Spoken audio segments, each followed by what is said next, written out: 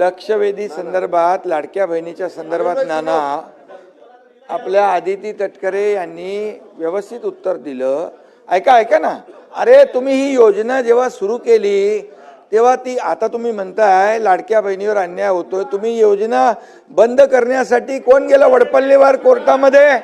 कोण गेला? हे बघा, वडपल्लीवर कोणाचा समर्थक होता? अनिल वडपल्लीवर अध्यक्ष महोदय यांनी योजना बंद व्हावी म्हणून कोर्टात गेले आणि ते नानाचा माणूस होता वडपल्लीवर. आणि या ठिकाणी बसा ऐका, सत्य ऐका जरा. आणि म्हणून आम्ही जी योजना सुरू केली त्या योजनेमध्ये बिलकुल कुठल्याही परिस्थिती आम्ही चांगल्या भावनेने भूमिकेत ही योजना सुरू केली.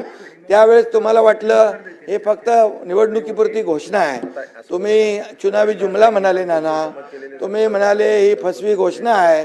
तुम्ही एवढ्यावर थांबले नाही, तुम्ही हायकोर्टात पाठवलं. हायकोर्टाने पण एक चपराक दिली, त्याला पाठवून दिलं परत.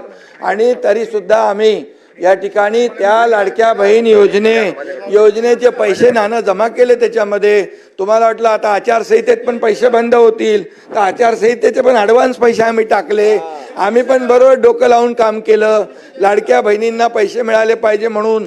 आणि लाडक्या बहिणींनी तुमचा टांगा पलटी केला आणि पार असं लँडस्लाईड मॅन्डेट दिलं की म्हणून आता बघा, आदितीने जे उत्तर दिलं आमच्या मंत्री महोदयांनी अतिशय स्पेसिफिक प्रश्नांना उत्तर दिलंय. आणि तुम्हाला सांगतो कुठल्याही परिस्थितीमध्ये लाडकी बहीण योजना तुम्हाला वाटतं कमी होईल, बंद होईल, मी सांगतो तुम्हाला लाडकी बहीण योजना कधीही बंद होणार नाही.